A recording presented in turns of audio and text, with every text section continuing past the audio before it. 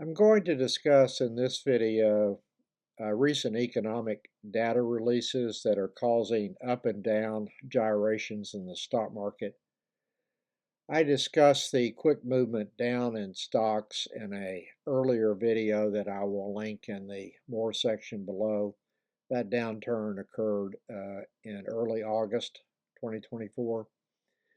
The most fundamental issue for stock investors is whether the Federal Reserve can engineer a soft landing for the economy, meaning no recession in response to the Fed's interest rate hikes, notwithstanding the Fed having to rapidly increase the federal funds rate to combat inflation, going from a 0 to 0.25% range that existed in March 2022 when the Fed raised the federal funds rate by 0.25% or just 25 basis points to the current 5.25 to 5.5% range. I will simply call the federal funds rate in this video the FF rate hereafter. When the Fed raised the FF rate just 25 basis points in March 22, the annual CPI rate was at 8.5% through March of 2022. Rates needed to be raised in 2021 to combat emerging inflation.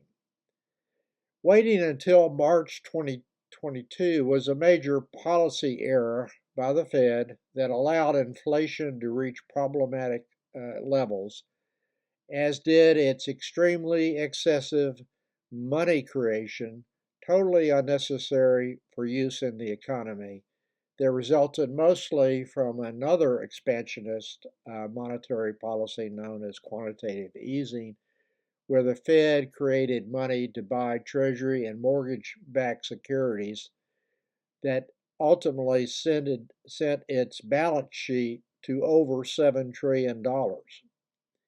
As the Fed started to uncreate money after ceasing those purchases and allowing its portfolio to run off as securities matured, inflation started to come back down.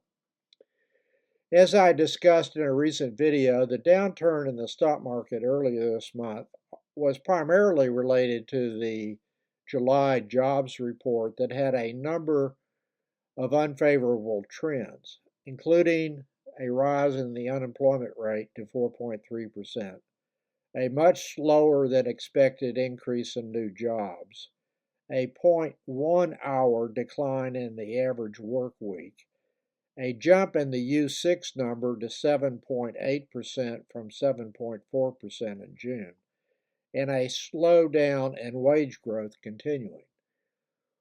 The U6 number includes total unemployed plus all persons marginally attached to the labor force plus total employed part-time for economic reasons as a percent of the civilian labor force, plus all persons marginally attached to the labor force. It's an indication of labor underutilization, and you don't want to see it going up. Along with the ISM manufacturing survey released shortly before that July jobs report, which showed a continued slowdown in that sector, and a weaker than expected report on initial unemployment claims for the week ending July 27th, investors simply started to challenge the consensus opinion that the economy would achieve a soft landing and avoid a recession. Recessions are not good for stocks. I don't need to win a Nobel Prize in economics to make that statement. And needless to say, the possibility of just a garden variety recession, let alone a bad one, is not yet factored into stock prices. The rally last week was based primarily on data relating to consumer spending. Eventually, a continued weakness in the job market resulting in much higher unemployment rates and an increase in the U6 rate will cause a slowdown in consumer spending as more households become more frugal as they worry about keeping their jobs. That slowdown in consumer spending is not yet reflected in the data. Two reports released last week on consumer spending had better than expected numbers, and there was also some improvement in the weekly initial unemployment claims, and there was a better than expected ISM report on the service sector that is far more important to the economy than manufacturing.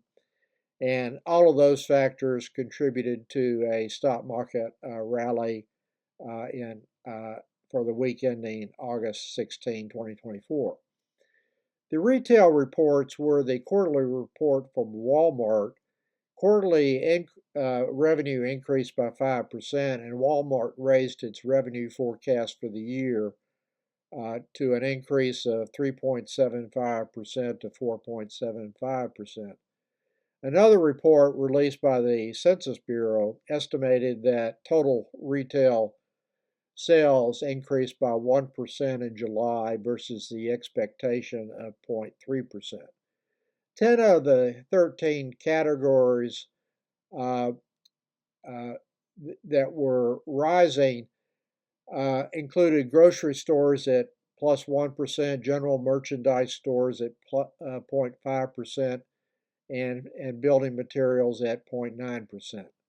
Core retail sales, which excludes autos, gasoline stations, revenue, and building materials, which are very volatile, rose at a 3.2% annualized rate in the second quarter and may be running at a higher annualized rate this quarter. Since about 70% of the GDP results from consumer spending, a recession can be avoided even with additional weakness in the job market. There can and will come a point when the weakness in the job market spills over to consumer spending that leads to reduced consumer spending, that leads to market more job losses and a start of a recession. When that will occur is still an open question, but the anxiety created by the July jobs report that the time was moving closer rather than being far away has been relieved by the reports on consumer spending, at least for now, but it remains to be seen how the reports will develop as the year goes on.